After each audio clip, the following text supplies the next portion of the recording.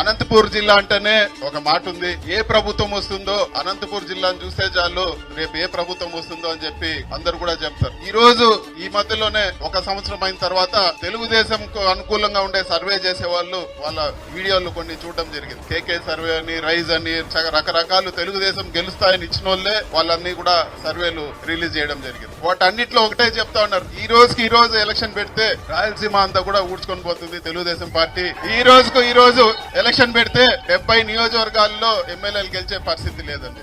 ఎందుకు ఈ విధంగా అయిపోయింది? ఒక సంవత్సరంలోనే మామూలుగా ఒక ప్రభుత్వానికి చెడ్డ పేరు 3 సంవత్సరాల్లో రావాలి కదా, ఒక సంవత్సరంలోనే ఎందుకు ఇట్లా అయిపోయిందని వింటే వాళ్ళు చెప్పేది ఏమంటే ప్రతి ఒక్కరు కూడా సెటిల్మెంట్లు, ఎవరు ఎక్కడ లేఅవుట్ వేసినా ఆడ డబ్బులు వసూలు చేయడము, బియ్యము, మట్టి, ఇసుక, మద్యము అన్ని కూడా ఈ రోజు సెటిల్మెంట్లు చేసే పరిస్థితి, ప్రజలను వదిలేసినారు. మరి ఇంకా చంద్రబాబు నాయుడు, లోకేష్ ఏం చేస్తా ఉన్నారో చూస్తే వాళ్ళు రోజు దేవుణ్ణి తలుచుకుంటారో లేకపోతే వాళ్ళ కుటుంబ సభ్యుల్ని పెద్దల్ని తలుచుకుంటారో లేదో కానీ రోజు జగన్ జగన్ జగన్ అనంతే వాళ్ళకి అన్నం ముద్ద దిగదు, నిద్ర పట్టదు. ఈ రోజు రాష్ట్రానికి మీరు ఏం మంచి పని చేసినారు, మీరు హామీలు ఏమి ఇచ్చారంటే జగన్ జగన్ జగన్ అంటారు. అయ్యా మీరు వచ్చే సంవత్సరం ఏం చేయబోతారు? ఫీజులు ఇవ్వలేదు, హాస్పిటల్లో ఈ రోజు పేషెంట్లు ఇబ్బంది ఉంటే జగన్ జగన్ అని చెప్పి వాళ్ళకి ఒక్క మాట చెప్తే ఈ రోజు ఎంత భయపడతా ఉన్నారో ఈ ఒక్క ఉదాహరణ